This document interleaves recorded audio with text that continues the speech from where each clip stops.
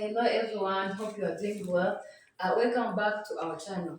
Today we'll be learning how to pronounce the parts of the body, what you call ibice by'umubiri mu kinyarwanda. Let's start. Stay tuned.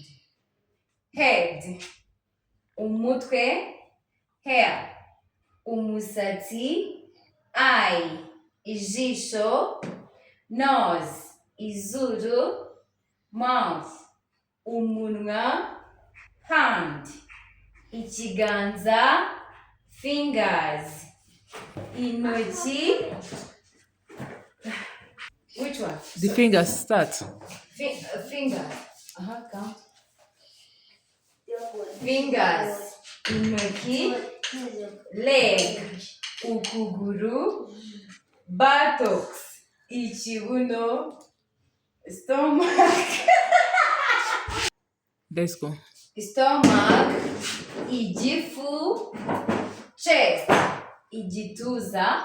Let me repeat one more time so we catch up well.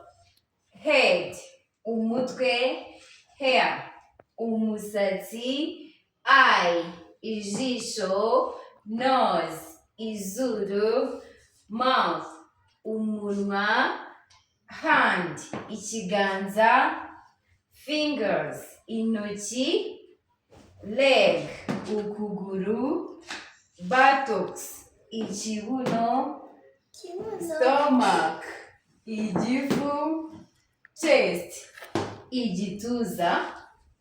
Thank you for watching.